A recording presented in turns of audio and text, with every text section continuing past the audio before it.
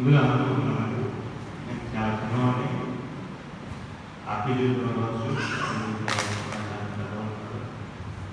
దేవాకి నాకు అనుభూతి తెలియదు ఇప్పుడే నేర్చుకుంటున్నాను. కానీ చాలామంది చదవాలన్నారు రెండు ముందు వాటి పరిస్థితి ఇప్పటిగా దేవుడు ఇచ్చిన అవకాశం అని చెప్పి నేను చెప్పడానికి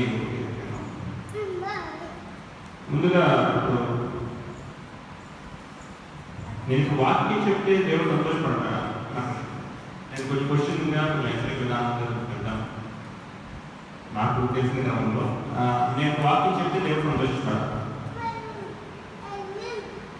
కానీ వాక్య ప్రకారం జీవిస్తే సంతోషిస్తాడు.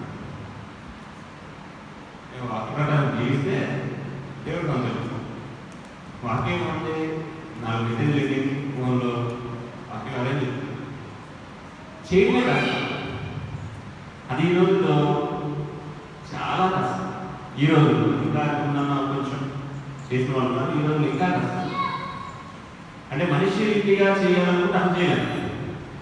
దేవుని ఆత్మను పొందుకొని ప్రతిరోజు ప్రార్థన చేసుకుని దేవుని ఆత్మ నింపబడుతూ ఉంటే మాత్రం మన లోపల ఉన్న శరీర కోరికలు కావచ్చు, శరీర బలహీనతలు కావచ్చు, ఏదైనా జయించాలి అంటే దేవుని ఆత్మ మనకి ఎంత అవసరమైనదే.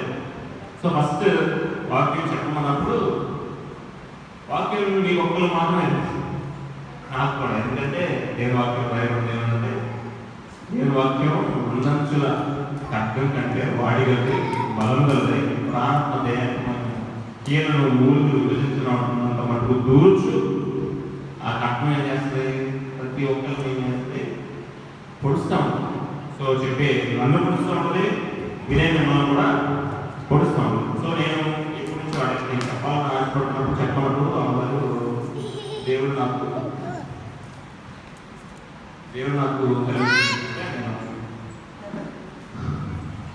మార్క్స్ వార్త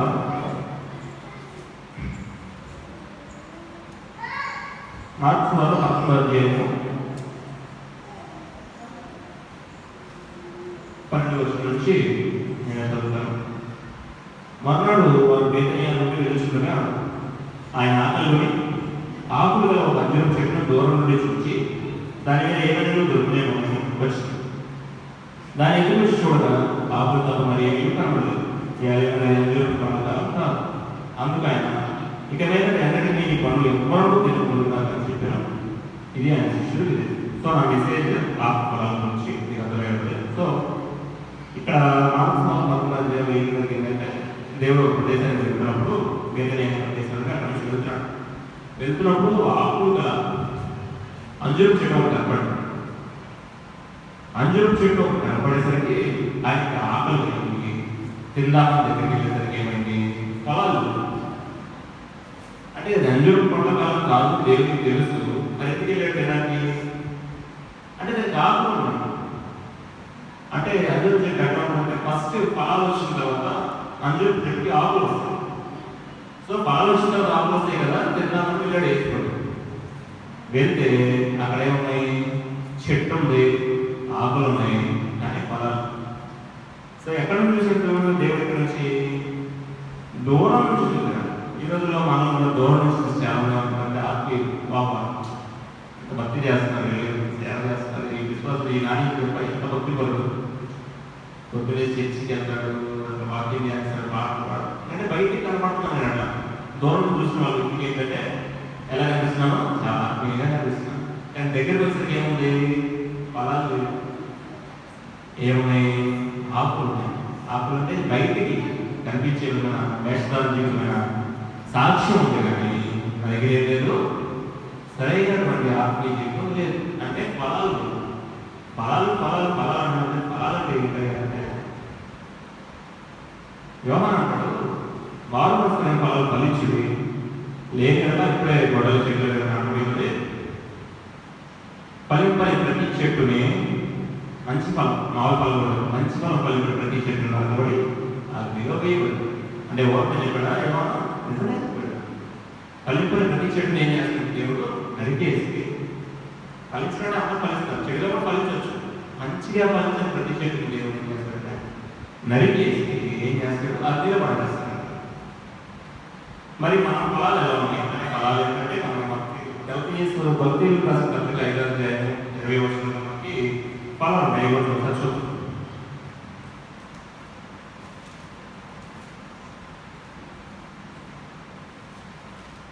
ఇక్కడ ఫలాలు గలతీ రాసిన పత్రికలో 5వ అధ్యాయంలో 22వ వచనం నుంచి ఫలాలు ఏం ఫలాలు అంటే ఆత్మ ఫలాలు. అయితే ఏం చెప్తాను, ఆత్మ ఫలమేమనగా ప్రేమ, సంతోషం, సమాధానం, దీర్ఘశాంతం, దయాళుత్వం, మంచితనం, విశ్వాసం, సాత్వికం, ఆశ్రయం. ఇవన్నీ కొద్దిగా మనకు కనపడినా ఇవన్నీ ఒకటే. ఒకటి నుండి ఒకటి లేదంటే కాదు, అన్నీ ఉండాలి. అన్నీ ఉంటేనే అది ఆత్మఫలం. ఒకటి ఉన్న నా దగ్గర ఒకటి లేదంటే కాదు. సో ఈ ఆత్మఫలం మనం పరీక్షించుకుంటే, ఎవరి వాళ్ళు ఆత్మవిమర్శ చేసుకుంటే ఈ ఆత్మఫలం మనలో ఉండగా ఈ ఫలాల గురించి దేవుడిగా మాట్లాడండి. అంటే మనకి కావాల్సిన కోసం మనకు అర్థం అవడం కోసం అందరూ చెప్పిన ఒక ఎగ్జాంపుల్ తీసుకొని ఆయనకి తెలుసు అది కాలం కాదు, అది పండదు అని ఆ టైంలో తెలుసు. కానీ శిష్యుడు అందుకే మనకు భావంతో మనకు తెలియడం కోసం దేవుడు మనకు ఆ చెప్పిన ఎగ్జాంపుల్గా చూపించాడు. అంటే దేవుడు తెలియదు చాలా మంది మాట్లాడేవారు, దేవుడికి అమాత్రం చేసేది అన్నీ తెలుసు కదా, అది పండకాలంగా దానికి తెలుసు అన్యాయం కదా అని మాట్లాడేవారు. అంటే వాళ్ళకి తెలియదు, తెలిసిన మనం చెప్పాల్సిన ఖచ్చితంగా చెప్పాలి విషయంలో. ఏంటంటే అది ఆత్మీయంగా మనం అర్థం చేసుకోగలిగితే దేవుడు దూరం చూశాడు, చూసినప్పుడు చెట్టు పచ్చగా భలే ఉంది. ఇప్పుడు పుస్తకాలు మనం చెప్పుకున్నాను వాకి ఏదో మంచి అబ్బాయి చెప్పమన్నాడు, చూడడానికి నేను మంచి అబ్బాయి కనిపెట్టి చూడవచ్చు. అది నాకు దగ్గరకు వచ్చి చూస్తే నాకు లాభవచ్చు కదా. సో దేవుడు కూడా మనకేం చెప్తున్నాడంటే ఈ ఆత్మఫలాలు మనం పరీక్షించుకోవాలి ఖచ్చితంగా. ఎందుకంటే రాకడంలో ఈ ఆత్మఫలాలు లేకపోతే ఏం చేశాడు, ఏమన్నాడు అంటే మంచి ఫలం అని చెప్పాడు. మరి చెడ్డ ఫలం ఉందంటే ఆ పైన చెడ్డ ఫలం గురించి ఆ సబ్జెక్ట్ నేను మాట్లాడలేదు. కానీ అసలు ఏ సంబంధమైన చెడ్డ ఫలాలు కూడా పైన రాపించి పెట్టాడు. కానీ నేను మంచి ఫలాల గురించే మాట్లాడుతున్నాను. ఈ చెడ్డ ఫలాలు ఉన్నవాళ్ళు ఎటు నరకపడి అగ్నిలో వేయబడతారు కాబట్టి దాని గురించి మాట్లాడలేదు, మంచి ఫలాల గురించి మాట్లాడుతున్నాను. సో ఇక్కడ ప్రేమ అని మనకి స్టార్టింగ్ దేవుడు చెప్పాడు ప్రేమ. ఈ ప్రేమ అనే ఆత్మఫలం మనం జనరల్గా మాట్లాడుకుంటే ఒక 10 మార్కులు ప్రేమ నేను వేయాలనుకుంటే మనలో ఉన్న ప్రేమకి నీలో ఉన్న ప్రేమకి ఎన్ని మార్కులు వేస్తారు? 10 సెబాస్టియన్ దేవుడు రాగానే మీరు తెలియకపోతే 10కి 10 మార్కులు, 10కి 1 వేయగలమా? 2 మార్కులు, 3 మార్కులు. అసలు ప్రేమ అంటే ఏంటి? ఏసుప్రభువు చెప్పాడు 2 ఆజ్ఞలు ఇచ్చాడు. అంటే ఇంకా ఆజ్ఞలు కాబట్టి మెయిన్ ఆజ్ఞలు ఏంటంటే ఆత్మతోను సత్యంతోను ఆరాధించాలన్నారు. మీకు సింపుల్గా చెప్పుకున్నాం భాషలో. రెండవది ఏంటంటే ఇంటి వల్ల నీ పొరుగు వాళ్ళని ప్రేమించాలి. సిస్టర్ గారు కూడా మన ఇంట్లో వచ్చినట్టు వాటి మాట్లాడారు. ఇందువల్ల నీ పొరుగు వాళ్ళని ప్రేమించినట్టు ఏంటి? ఇప్పుడు నాకు ఆటలు అయింది, నేను అన్నతిన్నాను, మన అప్పుడు కూడా అనుకున్నాను లేదు తెలుసుకో, మాకు అవసరం లేదు, మా కడుపునిందా లేదా? అవునా కదా? ఎవరైనా ఆలోచిస్తారా? చాలా తక్కువ. అలాంటి వారు దేవుని వాక్యాన్ని నెరవేరుస్తున్నారు. మరి నెరవేర్చిన వారి పరిస్థితి లేనంటే కదా, ప్రేమ లేనంటే కదా. అంటే దేవుడు ఆత్మ తప్పినట్టే కదా. ఇందువల్ల నీ పొరుగువారిని ప్రేమించమని చెప్పాడు, దేవుడే చెప్పాడు. నువ్వు ప్రేమించలేదు, వాడు ఆత్మ తప్పు కదా. తప్పే వారి దగ్గర ఏంటి? పాపం వచ్చేదో మరణం, ఇవన్నీ ఆత్మీయంగా వచ్చేస్తుంది. సో నిన్ను వల్ల నీ పొరుగువారు ఒకరిని హాస్పిటల్లో ఉన్నాడు, సపోజ్ నేను హాస్పిటల్లో నన్ను కానీ బాగాలేదు, నేను హాస్పిటల్కి వెళ్తాను. మరి వేరే వ్యక్తి నా కొడుకువాడు, నా పరిస్థితి ఏంటి? మన దగ్గర డబ్బులు లేవు, మరి తన పరిస్థితి అట్లీస్ట్ నువ్వు ఏం చేయగలంటే స్ప్రే చేస్తున్నావా? అది కూడా చేయవు. నాకు అనవసరం, నా కుటుంబం నేను బాగుంటాను. ఈరోజు క్రైస్తవులు కూడా ఎంత స్వార్థం పెరిగిపోతుందంటే బైబిల్లో పౌలు రాస్తాడు, అంత్య దినాల్లో అంతా ఎలా అయిపోతుందంటే స్వార్థ ప్రియులు చాలా రాస్తాడు కొన్ని. అసలు చివరి దినాల్లో అంటే విశ్వాసులు కూడా ఎట్లయిపోతారంటే దేవుడు నమ్మి బాగా నమ్మిన వాళ్ళు కూడా అందులో కోపం చేస్తారు. కొన్ని క్రియలు చూసి వాళ్ళలో కూడా విశ్వాసం పోయి ఆ మనుషుల మీద కోపం చేస్తారు. అలాంటి రోజులు రావాలి. సో దేవుడు చెప్పాడు. సో ఇక్కడ ఈ ప్రేమ అనే దాని గురించి మాట్లాడేటప్పుడు నిన్ను వల్ల నీ పొరుగు వారిని ప్రేమించడం మొదట ప్రేమ. అసలు దేవుడు ఏమై ఉన్నాడయ్యా అంటే ప్రేమ. ఆ ప్రేమ లేకపోతే దేవుడు మన కోసం స్మరించేవాడు కాదు. మనకి ఈరోజు మంచిగా కూర్చొని మాట్లాడే అవకాశం కూడా కాదు.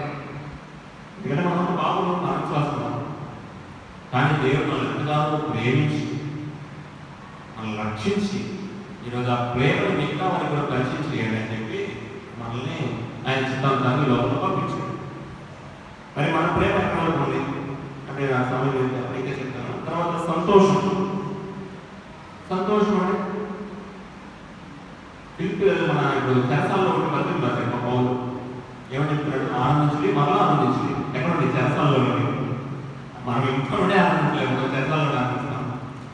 అంటే పౌరుడికి చెరసాల నుంచి ఆనందిస్తున్నాడంటే ఆయన దేవుడు చూస్తున్నాడు డైరెక్ట్. దేవుడు కలిగిన వ్యక్తి నిజంగా ఎటువంటి పరిస్థితులు వచ్చినా, ఆందోళన, వ్యాధులు ఎటువంటి వచ్చినా సంతోషంగా ఉంటాడు.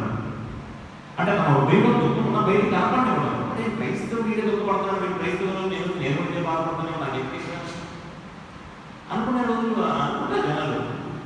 అందుకే ఆనందించుడి మరలా ఆనందించు. మీ చింత యావత్తుని ప్రభువుకు సమాధానం చెప్పండి.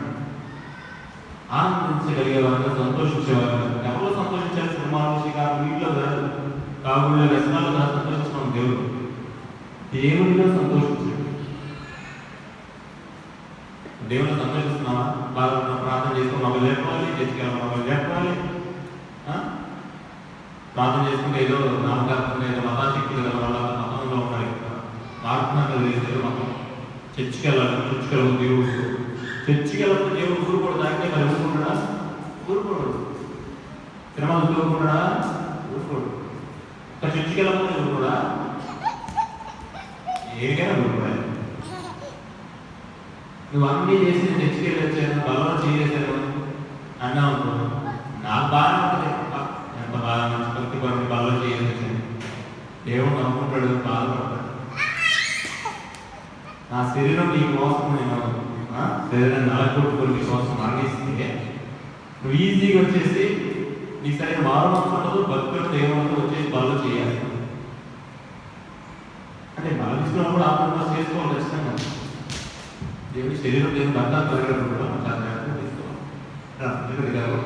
చెప్తున్నాను బలం అంటే అసలు మారు మనసు దగ్గర బలం ఫలించి అన్నాడు. మారు మనసు ఏంటి అసలు చెప్తాను. అసలు మారు మనసు అంటే ఏంటి? అసలు మారు మనసు పొందేమంటారు. కొంతమంది 30 సంవత్సరాలు, 40 సంవత్సరాలు, 50 సంవత్సరాలు పెద్దలు ఉన్నారు బాప్తిజం తీసుకొని. బాప్తిజం తీసుకుని వెళ్ళిపోవడానికి దేవుడి దగ్గరికి, దేవుడి రాజ్యానికి అసలు చెప్తే నమ్మాలని. దేవుడి రాజ్యానికి ఎప్పుడు వెళ్తామంటే ఆయన వాక్యాన్ని మనకి ఇచ్చాడు. ఇది తెలియకపోతే నువ్వేం చేసినా పాపం నాకు తెలియదు కాబట్టి ఓకే. ధర్మశాస్త్రం లేదంటే ఎవరు పాపం తెలియదు. సో మనకు ఇప్పుడు వాక్యాన్ని ఇచ్చాడు దేవుడు ఎలా జీవించాలని చెప్పాడు. అసలు పాపం అంటే ఏంటి అంటే దేవుడు చెప్పిన ఆశయం చేయడం మాత్రమే కాకుండా చేయకపోవడం కూడా పాపమే. ప్రార్థన చేసుకోవడం తెలుసు, నువ్వు చేసుకోవాలా అది పాపం కదా? పాపమే. చేయాల్సింది చేయకపోవడం కూడా పాపమే. తెలుసు మనకి, చెయ్యం, పాపం. సో ఇక్కడ అసలు మారుమనసు దగ్గర బలం ఏంటి? అసలు మారుమనసు అంటే ఏంటి అంటే ఇకనే కాబట్టి నేను దేవుడు ఉన్నారు కాబట్టి చెప్తున్నాను. మారుమనసు అంటే ఏంటి? ఒకప్పుడు నేను దొంగనే, ఇప్పుడు మారాను అంటే మారుమనసు అంటే ఒకప్పుడు నా జీవితం అస్తవ్యస్తంగా ఉంది. అసలు దేవునికి పరిమళ సువాసన ఆత్మీయతలు కాదు. ఒకప్పుడు ఎలా ఉన్నాయి మన జీవితాలు? కుళ్ళుతో, కుటుంబాలతో, ద్వేషము, అసూయలు, బాధలు, ప్రతీకారంతో కంపు కొట్టిపోతున్నాను. గురికి వాసన దేవుడు అసహించుకునే విధంగా ఉంది ఆ వాసన. ఆ వాసన తీసేయడానికి ఎవరు వచ్చారంటే తీసుకొచ్చి ఆయన వాసన మనకు వచ్చాడు. రోజు మనం గొప్పగా చేస్తే పర్వాలేదు, నీకేం లేదు. దేవుడి చెప్పి మనం ధరించుకుంటే పర్వాలేదు. అసలు మారుమనసు ఏంటంటే దేవుడి వాక్యానుసారంగా జీవించడం, దేవుని విధేయత చూపించడం, లోపడడం మారుమనసు. ఈరోజు సాక్షులకు ఎలా చెప్తా ఉంటాను, నాకు స్వస్థత, నాకు గడపకి వచ్చింది, ప్రార్థన కలిగి తగ్గిపోయింది, నాకు జ్వరం వచ్చింది తగ్గిపోయింది. ఇవి స్వస్థత. ఈ సాక్షులు కదా. ఈ సాక్ష్యం ఏంటంటే ఎలా పడదు సార్? ఒకప్పుడు నేను పాపి దుర్మార్గంలో బ్రతికాను, తాగుబోతులు వచ్చి దేవుడిని మార్చాడు. అది కదా దేవుడికి వెళ్తాం అన్న అడుగునే దేవుడి దేవుడికి గణపతి కదా. నా పాత జీవితాన్ని, నా మోహ జీవితాన్ని దేవుడు చేశాడు పరిశుభ్రపరిచి కొత్తగా చేసి నన్ను సేవలు కావచ్చు, పరిచయలను వాడుకుంటున్నాడు. అని మన సాక్షి చెప్పే విధంగా ఉండాలి. సాక్షి కడుపు మీద వచ్చింది, నాకు ఉద్యోగం వచ్చింది, ఇవన్నీ అసలు తీసేసేయండి. ఇవన్నీ దేవుడు అన్నిలు కూడా వస్తున్నాయి, మనకే కదా అనేవి రావు కదా, ప్రమాణం వస్తుంది. దేవుడు గొప్పతనం ఏంటి? దేవుడు గొప్పతనం ఏంటంటే పాపి అయిన నిన్ను నన్ను రక్షించాడు. అన్ని రక్షించగలరా? అన్ని రక్షణ పొందరాలి. ఈ లోపల బ్రహ్మాండం జీవించవచ్చు, మనకంటే బాగా జీవించవచ్చు. కానీ వాళ్ళు ఏంటి? మనకు ఏంటంటే రక్షణ. యేసుక్రీస్తు మన కోసం ప్రాణం పెట్టి రక్తం కార్చి ఇచ్చిన రక్షణ. అందుకే గొప్ప రక్షణ మీరు నిర్లక్ష్యం చేసి కదా ఎలా తప్పించుకున్నాం? ఒక పూట కోటి కోసం దేశంతో అప్పుని కోరికలు వేసేవాడి భ్రష్టుడైనా వ్యభిచారైనా మీరు ఒకడైనా జాగ్రత్తగా చూసుకున్నాను. ఈరోజు ఒక్క నిమిషం కోసం, ఒక గంట కోసం, ఒక 3 గంటల సినిమా కోసం దేవుని పక్కన పెట్టేసి మనకు ఎవరు తెలియదన్నట్టు బిహేవ్ చేసి తర్వాత మళ్ళీ చేసి దేవా విషయం దేవుడు ఖచ్చితంగా క్షమిస్తాడు. కానీ మన వరకు ఇంతే. ప్రభు ఈరోజు రాలేదు, ఈరోజు వచ్చాడు, ఏం చేస్తాం? మన పవన్ గ్యారెంటీ చెప్పలేమా? చెప్పలేము. ఈరోజు రాకపోతే దేవుడిని చెప్పలేదు, చేద్దాం రాడు దేవుడు చెప్పలేము, మనకు తెలియదు కదా. మరి ఎంతమంది సిద్ధపడతారు? ఈరోజు ప్రభు వచ్చాడు, ఎంతమంది సిద్ధపడతారు? తెలియదు. అసలు దేవుడు అసలు కొత్త మంది ఉన్నారు. అసలు ఉన్న సేవలు కూడా చూస్తున్నారు అంటారు కొంతమంది సేవలు. అసలు ఎంత భయంకరమైన రోజుల్లో ఉన్నారంటే వాళ్ళ రాజ్యాన్ని నమ్మరు, దేవుని నమ్మరు, మళ్ళీ సేవ చేస్తుంటారు. వీళ్ళకి మళ్ళీ ఆత్మవరాలు చాలా ఉంటాయి. వాళ్ళకి దేవుడు మాత్రం దేవుడు వాళ్ళ రాజ్యం అంటే వాళ్ళకి గుడ్డితనం అన్నమాట. మనోరంగలు వీయబట్టాయి. సాతాను వాళ్ళ మనోరంగలు వీపు చూసేసాడు, తెలియట్లేదు. అవి తెరవబడాలంటే మనకి ఏం ఉండాలంటే మారు మనసు ఉండాలి. ఎందుకంటే మారు మనసు దగ్గర ఫలం ఫలించండి. ఇక్కడ సంతోషం తర్వాత ఏం చెప్పారంటే మనకి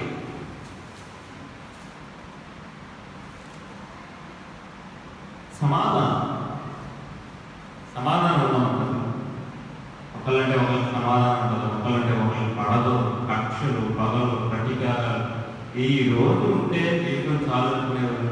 అందుకే బైబిల్లో వాక్యంలో రాయబడుతుంది, సత్య మీద అందరితో సమాధానం పెట్టుకోవాలి. నీకు ఎంత వీలుంటే అందరితో సమాధానం.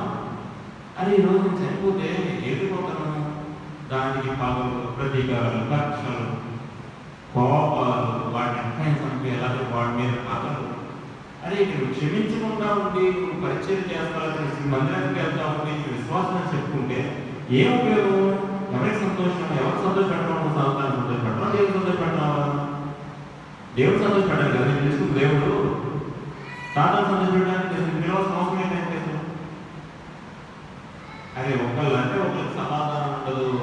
అందుకే ప్రార్థన చేసినప్పుడు ఎవరి మీద నీ సముద్రం మీద నీకు అదే ప్రాబ్లం అనిపిస్తే ఆ ప్రార్థన మధ్యలో అనిపిస్తే ముందు సమాధానం.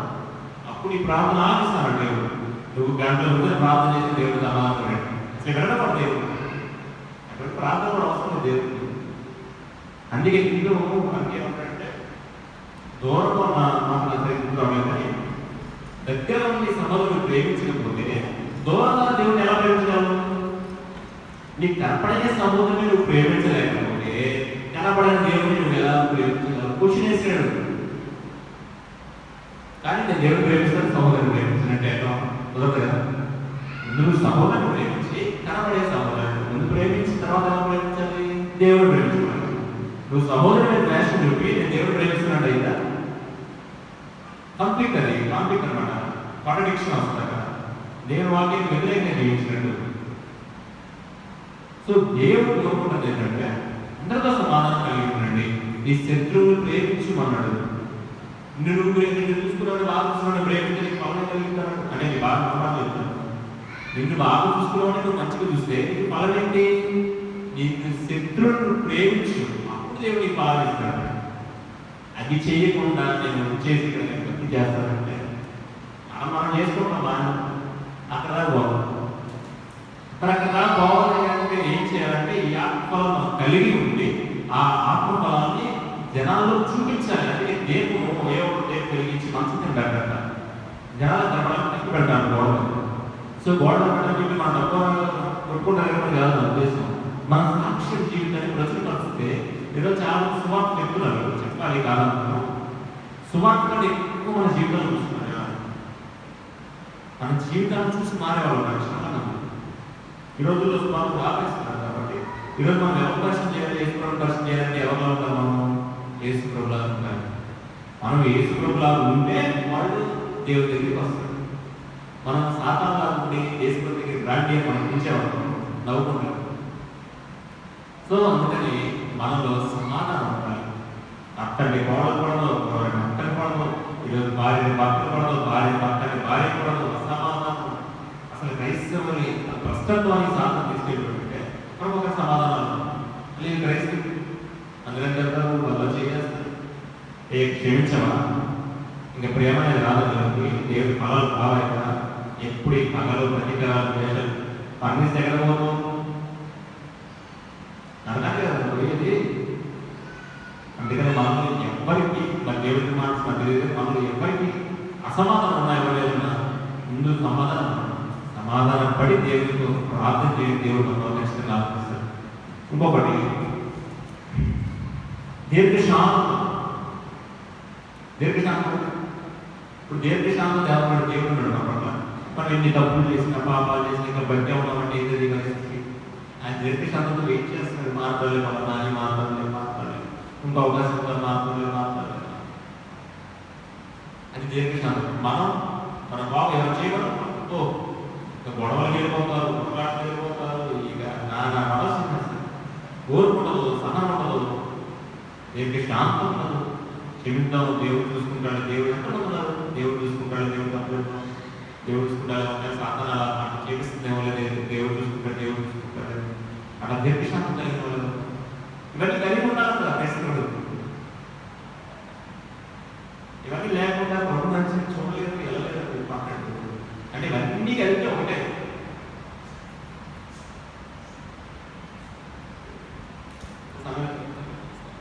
దయ కనికరం అలాగే ప్రేమ అంటే ఖచ్చితంగానే ఒకటి ఇంటర్లింక్ ఆత్మఫలాన్ని ప్రేమ అంటే ఇవన్నీ ఉండాలి.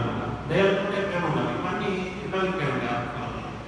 సో దయ ఎవరైనా బాగా ప్రార్థన చేయడం కావచ్చు, దేవుని వైపు అడుగుతా వాళ్ళని లేకపోతే వాళ్ళ కష్టాలు చూసి వాళ్ళకి సహాయం చేయడం. దాంతో దేవుడు దయ చూపించడం మన మీద.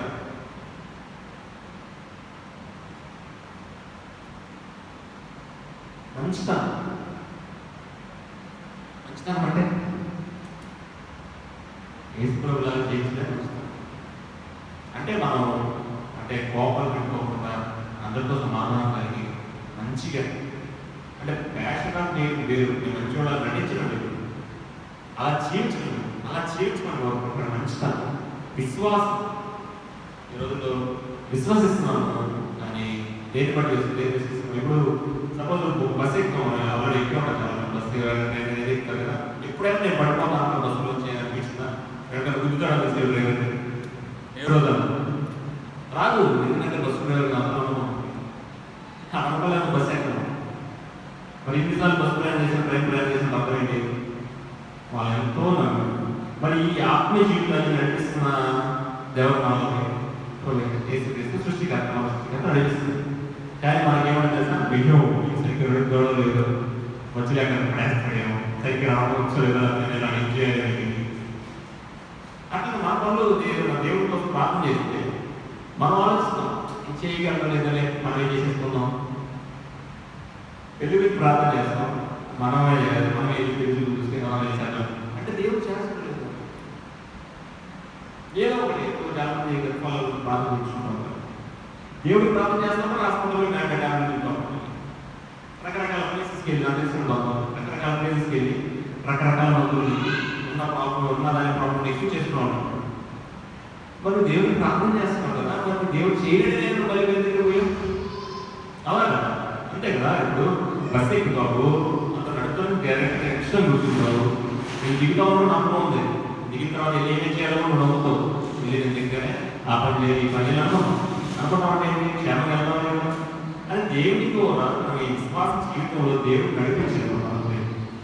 దేవుడు నన్ను రాజ్య వాడిని తీసుకెళ్ళే బాధ్యత ఎవరయ్యా నన్ను నడిపించే డ్రైవర్ ఎవరైనా దేవుడు, నా యజమాని ఎవరంటే దేవుడు. సో వీటన్నిటికంటే ఎక్కువ మనం నమ్మాల్సింది ఎవరంటే దేవుడు. దేవుడు నన్ను తీసుకెళ్ళాలని సమర్థం. సమర్థుడు. ఇక్కడ అందుకే హబక్కూకు గ్రంథంలో మాట్లాడు, నేను పాతాళమందు పడి ఉన్నాను, దేవుడు నన్ను లేపుతున్నాడు. సేవలు పశువులు లేకపోయినాను, గొర్రెలు లేకపోయినా యెహోవాను ఆరాధిస్తున్నాను అంటాడు. ఇప్పుడు పాతాళమందు నేను పడి ఉన్నా నన్ను లేపుతున్న సమర్థుడు. నాకు కూడా అదే అంటే వాళ్ళ విశ్వాసం ఎలా ఉందంటే దేవుని పరిపూర్ణం ఉంది. నేను పాతాళమందు పడిపోయాను, నేను మీకు ఎట్లాంటి స్థితిలో నేను వెళ్ళిపోయినా దేవుడు ఏం చేస్తాడు, నన్ను లేకపోతే సమర్థుడు. ఆయనకు అవకాశం ఇవ్వాలి. అవకాశం ఇవ్వకుండా నేను ఏడేమంటానంటే దేవుడు ఏం చేయడు. నువ్వు చేయి చాకి దేవా నన్ను చేయని పట్టుకొని లేవలేకపోతున్నానే ఖచ్చితంగా దేవుడు సహాయం చేయడానికి ముందుగా ఉండడం. సాత్వికం, అందుకే నవకన్యకులు అని ఉంటుంది. నవకన్యకులు ఏంటంటే ఆత్మ విషయమే అందులో సాత్వికం గురించి రాయమంటారు. సాత్వికులు ధన్యులు, వారు భూమిని సంతరించుకుంటారు.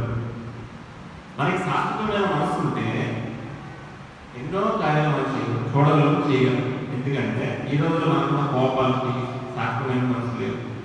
కాబట్టి కొట్టాను దాన్ని ఏమైనా అడగలను. మన సాత్వికం ఉంటే ఖచ్చితంగా మనం వ్యక్తి చేయించగలం. ఇప్పుడు బాగా కొంతమంది గౌరవం వస్తుంది. సాత్వికంతో ఓర్చుకున్నాను, నేను ఓర్చుకున్నాను సాత్వికం. నా భార్యని నేను కలిగి ఉన్న సాత్వికతను బట్టి నా భార్య నేను గెలుచుకోవచ్చు. అదే సాత్వికత లేకుండా ఇద్దరు కొట్టుకున్నాం, 4 రోజులు.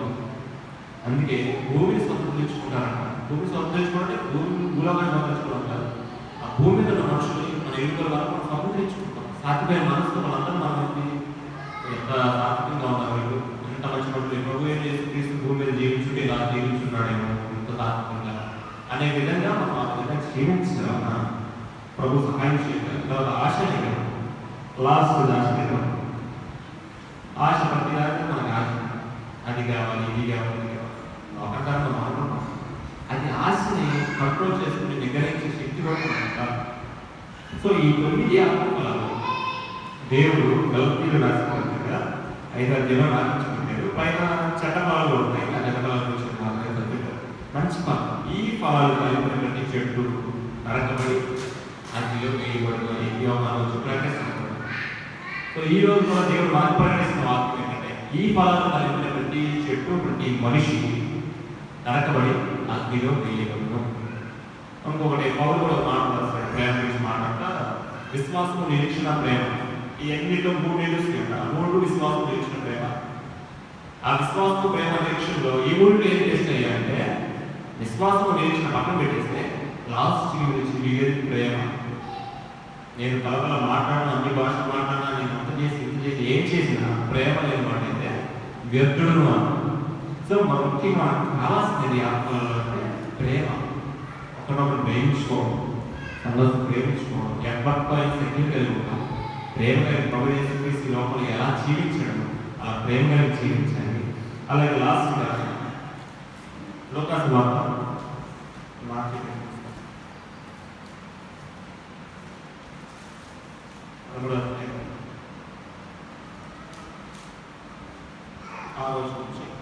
సో ఇప్పుడు ఆత్మల గురించి చెప్పాను.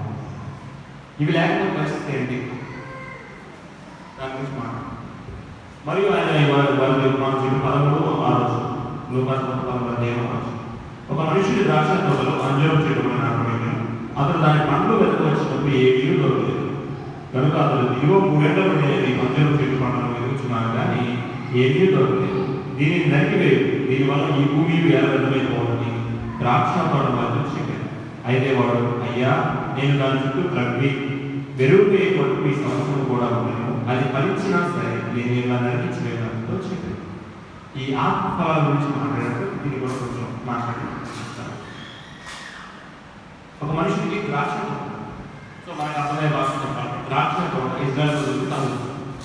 ఆ ఇజ్రాయెల్ ప్రజలకు కావచ్చు అంటే దేవుడు శుభార్త చెప్పడానికి రక్షణ వచ్చింది ఇజ్రాయెల్ ప్రజలకి. సో ఆ ద్రాక్ష తోటలో అంజూరం చెట్టు మనల్ని నాటాడు ప్రభు. మనం నాటాడు 3 సంవత్సరాలు అవుతుందంట. ఈ అంజూరం చెట్టు ఏమన్నా ఫలించిందేమని చూస్తున్నాడు వచ్చి, కానీ ఫలాలు ఏమన్నా ఆకులు ఉన్నాయి. అంటే పచ్చగా ఉంటాయి చెట్టు, కానీ ఏం లేదు, సారం లేదు, ఆత్మఫలాలు లేదు.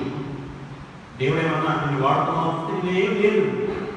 ఇంకా కోపం ఉంది, పాపం ఉంది, ప్రతిగా ఉంది, ఒక క్షమించే గుణం లేదు, ఇవన్నీ ఏం లేదు.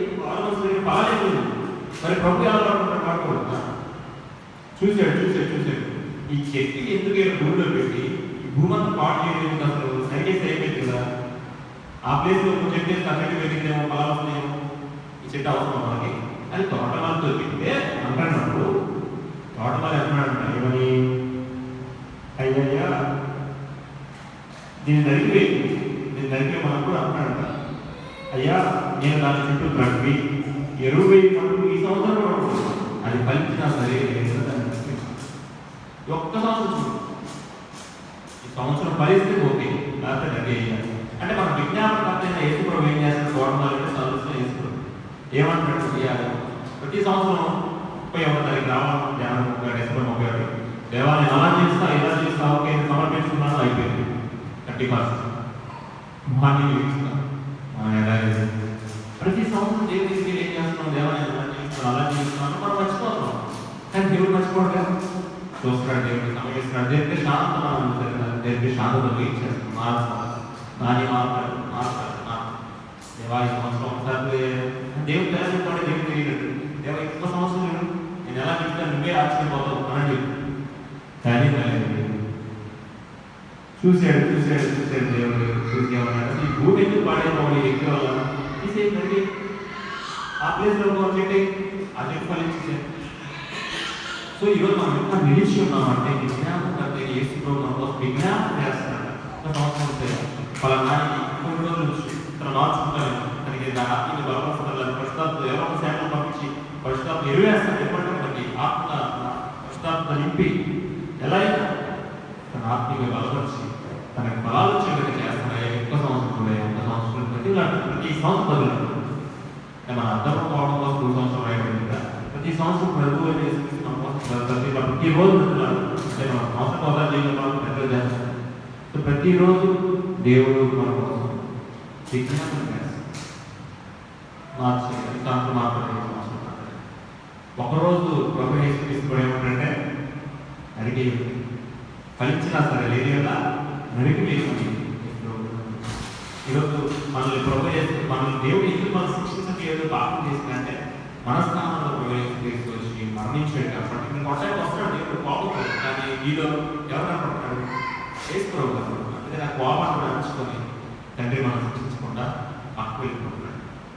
సో కానీ ఇది కంటిన్యూగా మనం ఇలానే చేస్తా ఉంటే దేవుడు దీర్ఘశాంతమే, కానీ ఆయన రాక ఉగ్రుడే వస్తుంది, కోపాన్ని మనం చూడలేదు.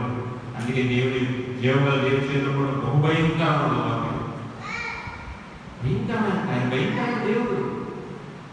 ఎక్కడెక్కడ ఉంటుంది అసలు మందిరం కట్టడానికి కారణం ఏంటంటే మహాదేవుడి మందిరం ఉన్నాడు. మందిరం మహాదేవుడి మందిరం కడుతున్నాడు. మహాదేవుడు ఆయన మనకి చాలా సిల్లీగా ఉంటాడు, సింపుల్గా ఉంటాడు. నిజంగా దేవుడు ఆ దేవుడు మనం మాత్రమే చూద్దాం చేస్తాం. దేవుడు పని ఈరోజు బలం ఉండగానే దేవుడి పని ఏదైనా చేయగలం. బలం ఉండిపోయిన తర్వాత చేయాలన్నా చేయగలం. సమయం అంతా పోయి ఈరోజు వచ్చిన దేవాదేవ ఉపయోగం లేదు. దేవుడి కోసం ఏం చేసామని ఏం లేదు, ఏమైనా బలం లేదు. మరి ఏం చేసాము అని క్వశ్చన్ ఎక్కడ ఉందంటే భయంకరంగా. ఇప్పుడు ఒక పిల్లవాడికి 2 పిల్లలు 100 రూపాయలు ఇచ్చినప్పుడు సపోజ్ నేను ఇచ్చేసి వదిలేస్తాను, వచ్చినాక ఏం చేసిన డబ్బులు అడగరా, ఎప్పుడైతే బాగా వెళ్ళిపోతాం. దేవుడు మనం ఈ లోపంలో పంపించి నీకు ఒక జీవితాన్ని అమర్చి, నీకు ఒక శరీరాన్ని అమర్చి ఈ లోపంలో పంపించి నీకు కావాల్సినవన్నీ ఇస్తుంది. దేవుడు అడగ ఖచ్చితంగా అడుగుతాడు. మరి ఏంటి సమాధానం చెప్పగలుగుతున్నాం? నువ్వు అబద్ధాలు కూడా చెప్పచ్చు దేవుని దగ్గర, కానీ దేవుడు ఆకాశమా చెప్పు సాక్ష్యాలు లేపుతాడు. ఈ గోడలో ఈ రాసి బాగు చేశాను, అది గోడ చెప్తే నువ్వు బాగా చేసేవారు అంటే దేవుడు కొంతమంది దేవాన్ని మోసం చేసే దేవాన్ని అంటుంటారు. అసలు దేవుడు మోసం చేయగలం, చాలా మనం మోసం చేసుకుంటాం. దేవుడు మోసం చేస్తున్నాం అనుకుంటాం. దేవుడు ఎక్కడ మోసం చేస్తున్నాం? అసలు నా కీర్తన నేను పడుకుంటా, నేను లేచి నా మాట 4 రాకుండా తెలుసాను. నేను పాతాలను పడుకున్నాను, నువ్వు అక్కడ ఉన్నావు. ఇంకా ఆయన ఏం చేసేది అంటే దేవుడు ప్రతి ప్లేస్లో ఉండడం, ఒక ప్లేస్లో ఉండడం. అదే నాకు ఇంకా ప్లేస్ ఎన్నింటి దేవుడు ఇక్కడ అక్కడ ఉంటాయి అంటే ప్రస్తుతం దేవుడు ఎక్కడుంటారంటే మన హృదయంలో ఉంటే మనం కూడా అలాగే జీవితాలని జీవించలేకపోతున్నాం అంటే దేవుడు మన హృదయంలో లేడు. దానికి వాక్యం కలిపి దేవుడు మన హృదయంలో లేడు. జీవించుతాను తప్ప మనం జీవించట్లా. నేను పాట పాడుతూ వాక్యం అంటే ఏమీ చేయొచ్చు. ఇదంతా ఓకే, సాధన కూడా చేస్తాడు, బ్రహ్మకాలు కూడా చేస్తాం. కానీ దేవుని ఆత్మ నాలో లేదు. దేవుని ఆత్మ లేనివాడు నా వాడు కాదు అన్నాడు దేవుడు. నేను అయ్యా నేను ప్రయాసపడ్డాను, నీ కోసం ఇన్ని చేశాను అన్ని చేసేస్తే మీరెవరు నాకు తెలియదు అనుకుంటుంది. మరి ఆ మాట అంటే నాకు అక్కడ అదే విధంగా ఉంటుంది. మంచి చెట్టుకి మంచి ఫలాలు ఫలించడం, చెడ్డ చెట్టుకి చెడ్డ ఫలాలు ఫలించడం, దాని చెట్టుకి దాని ఫలాలు ఫలించడం. ఇప్పుడు తీపి చెట్టుకి తీపికాయలు వస్తాయి, చేతికాయలు వస్తాయి, తీపికాయలు వస్తాయి. చేతి చెట్టుకి చేతికాయలు వస్తాయి. అట్లాంటి నువ్వు ఆత్మీయుడైతే నీలో వచ్చి ఆత్మ ఫలాలు, శరీరం అయితే శరీర కార్యాలు వస్తాయి. అవి కూడా చెప్పి ముగిస్తాను. ఇక్కడ బ్రదర్ చెప్పాలంటే అదే కాదు, నేను చెప్పిన ఏమంటే ఆత్మానుసారంగా నడుచుకొని అప్పుడు మీరు శరీరం ఒక శరీరాన్ని ఎలా జీవించాలంటే మనం ఆత్మానుసారంగా జీవించాలి. శరీరం ఆత్మ ఆత్మ శరీరం విరోధంగా ఇక్కడ శరీర కార్యాలు స్పష్టమై ఉంటుంది. అవి జాగ్రత్తము, అపవిత్రత, కాముకత్వం, విగ్రహారాధన, అభిషాలు, ద్వేషములు, కలహములు, మత్సరములు, క్రోధములు, కక్షలు, భేదములు, విమతులు, అసూయలు, మతములు, అల్లలతో కూడిన ఆటపాటు మొదలైనవి. వీటి గురించి నేను ముందు చెప్పిన ప్రకారం వీటి వాడు చేయవారు దేవుడు రాజ్యం స్వతంత్రించుకున్న వీటిలో స్పష్టంగా చెప్పాను. స్పష్టం అన్నాడు దేవుడు. వాక్యంలో స్పష్టంగా చెప్పాడు. ముందు చెప్పిన విధంగా ఇప్పుడు దీన్ని ఎవరైతే ఉన్నాయో వాడు దేవుడు రాజ్యాన్ని చేరుడు అసంభవం. ఆత్మఫలాలు ఆత్మానుసారంగా నడుచుకుంటే దేవుని ఆత్మలో దేవుని మనలో ఆత్మఫలాలు ఉండాలి. ఆత్మఫలాలు లేకపోతే ఏముంటాయి? ఇప్పుడు ఇక్కడ వెలుగు ఉంది, చీకటి ఉందా లేదు కదా. వెలుగు ఏం చేసి చీకటి తీసేసింది. లైట్ ఆపేస్తే వెలుగు ఆగిపోతే వస్తుంది, చీకటి వస్తుంది. ఏదో ఒక మనుషులు ఏదో ఒక పని చేస్తే శరీరం పని చేయాలంటే జీవనాత్మ రెండు పని చేయకూడదు. అందుకే ప్రకటన గ్రంథంలో ఉంటుంది, నువ్వు ఉంటే చల్లగానే ఉండు, ఖచ్చితంగానే ఉండు. నువ్వు ఖర్చు ఉండమాకు ఉమ్మేస్తాను, మామూలుగా కాంట్రాక్ట్ ఉమ్మేస్తాను. దేవుడు వేస్తే నాలుగు ఎవరు వచ్చేసాను. సో అంటే ఎలా ఉండాలి?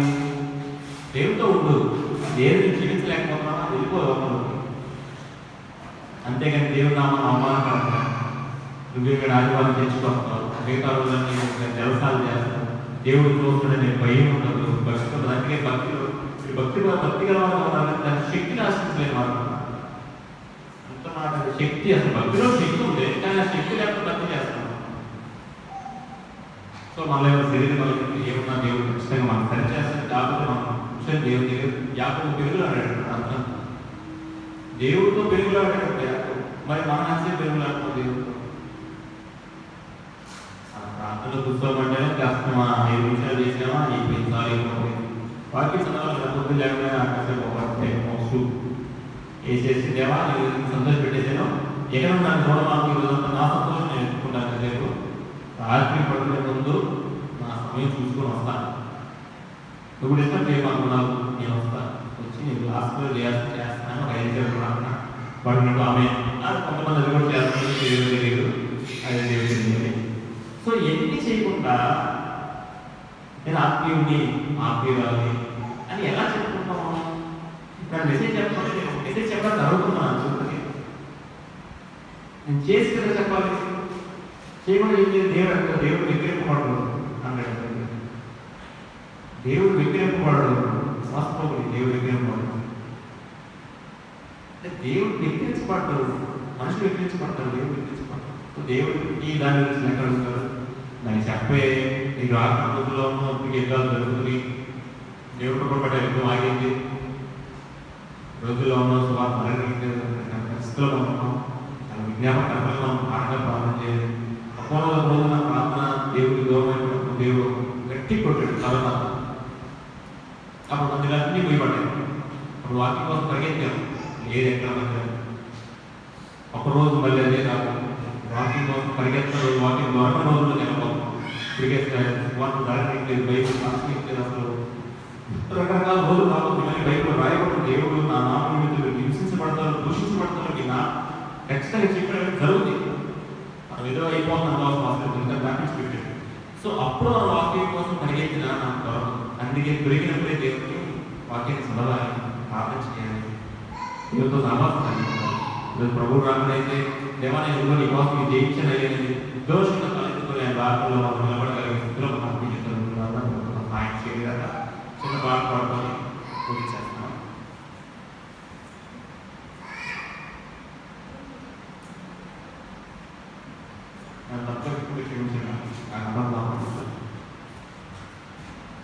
అంజూరా చెట్టువలే అందముగా ఉన్నావా, అంజూరా చెట్టువలే అందముగా ఉన్నావా, అపరాధములనే ఆకులతో అపరాధములనే ఆకులతో అలరాడుచు ఉన్నావా, అలరాడుచు ఉన్నావా,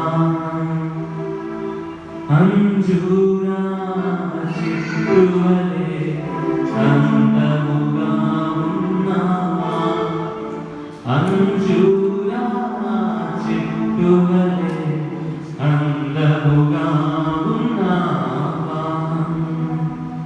ఆశించిన ఫలములు లేక దూషించబడితివా నీవు, ఆశించిన ఫలములు లేక దూషించబడితివా నీవు, ఆయన సమయము నీకిచ్చి ఫలించమని సెలవిచ్చి, ఆయన సమయము నీకిచ్చి ఫలించుమని సెలవిచ్చి